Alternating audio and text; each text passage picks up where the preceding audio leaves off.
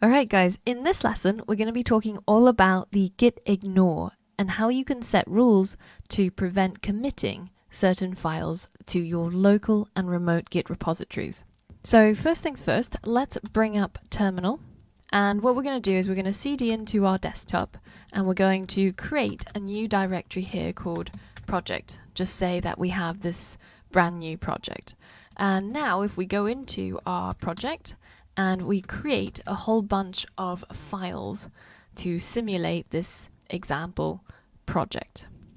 So let's say we've got something called file1.txt, and we've got a whole bunch of other ones, file2, file3, and we've also got something called secrets file.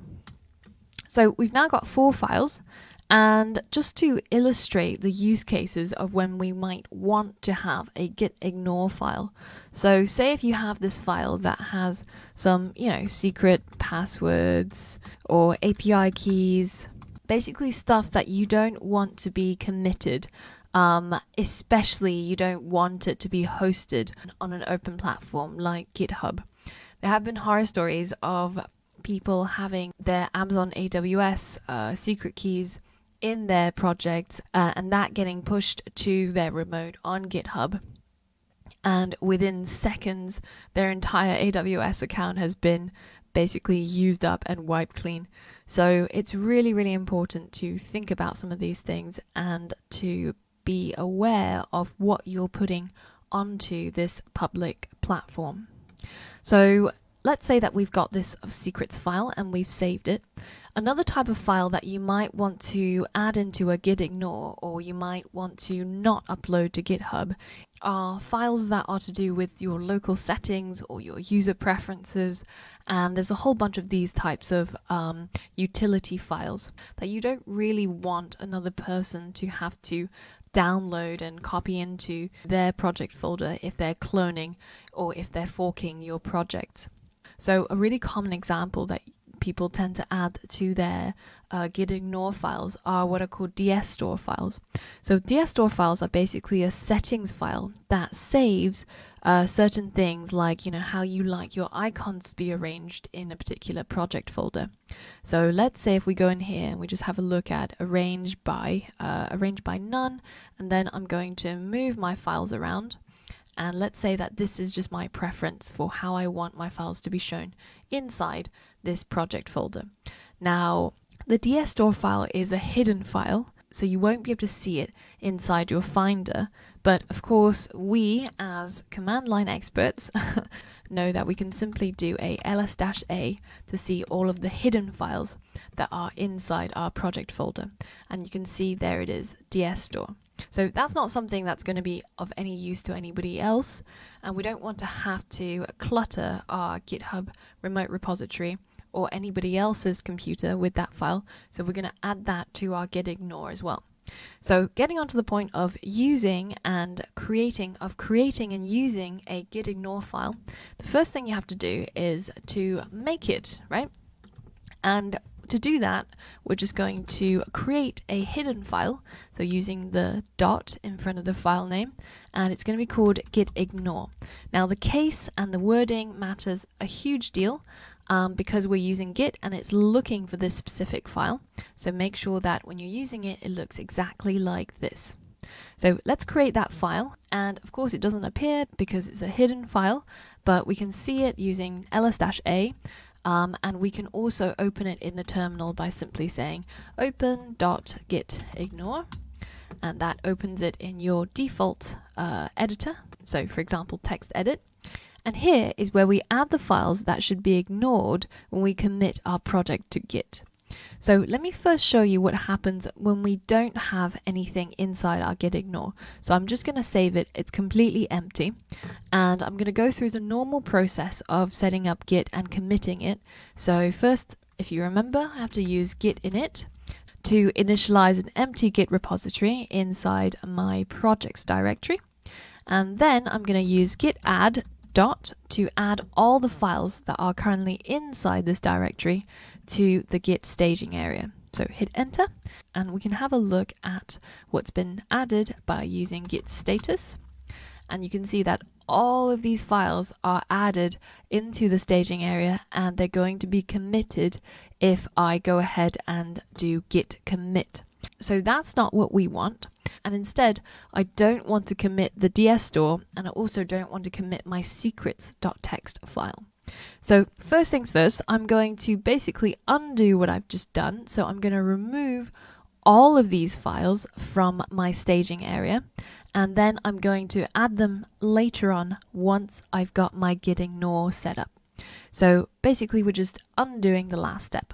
So to do that, I'm going to write git remove -- cached, and I'm going to use the R flag for recursive, and I'm going to use a dot to say that everything inside the current directory should be removed from the staging area. So now if I hit enter, you can see that all of these things have been removed from the git staging area. And if I do a git status again, you can see that all of these files are no longer tracked to be committed. So now this is the point where we're going to use that gitignore file, and we're going to add the file names that we want to be ignored when we're adding and committing to Git. So in order to add individual files, you can simply specify the file name on each and every new line. So for example, if we wanted to ignore the DS store, we can simply write DS store. So exactly the same upper and lower casing as the name of the file. And if we wanted to ignore the secrets.txt file, then all we have to do is just to specify it in here on a new line. Now with Gitignore, it has certain rules. So for example, you can use the # to comment. So for example, you can say, pod files, right, to be ignored. Another thing you can do is use wildcards. So if you use the asterisk and you say asterisk.txt, that means that when you commit your project, all of the files that have a text extension will be ignored. All right, so I'm going to get rid of that because I do want to commit the file 1 and file 2 and file 3 to my to Git, but I want it to ignore the DS store and the secrets.txt files. So now we're ready to add our files to our staging area. So let's again use git add dot and use git status to see what's been added.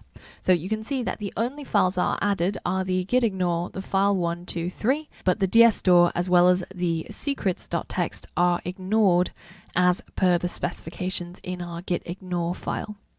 So now if I go ahead and commit this as my initial commit, then the only files that are going to be put onto my local commit are going to be these 4, and similarly if I push this to GitHub, it will also be only these 4 files. So now let's create a new Xcode project, and let me show you how you would add a gitignore file for your Xcode projects. So let's just call this test, and I'm going to create it inside my desktop.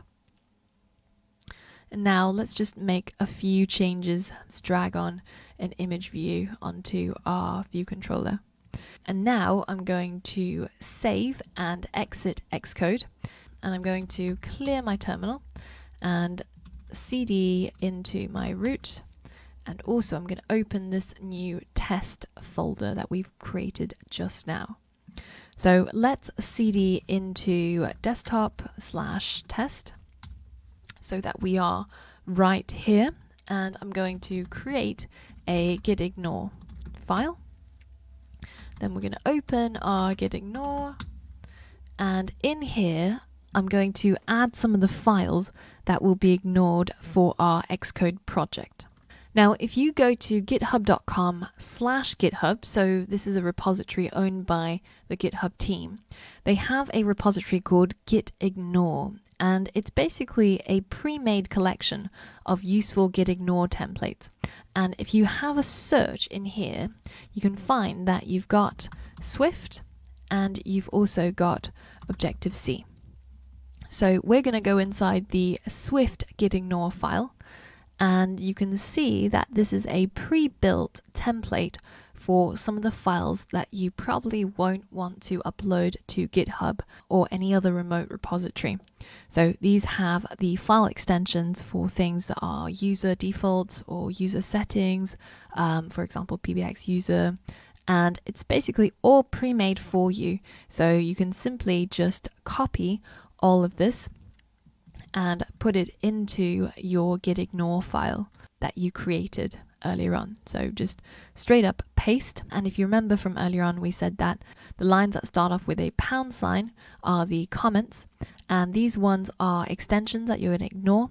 And you might want to add things like dsstore into here as well. So you can have something like project wide. So for example, the dsstore that we mentioned earlier on.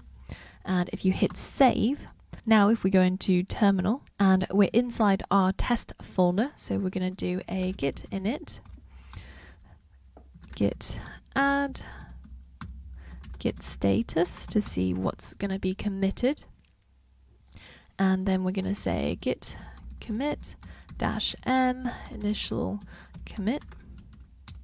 There we go.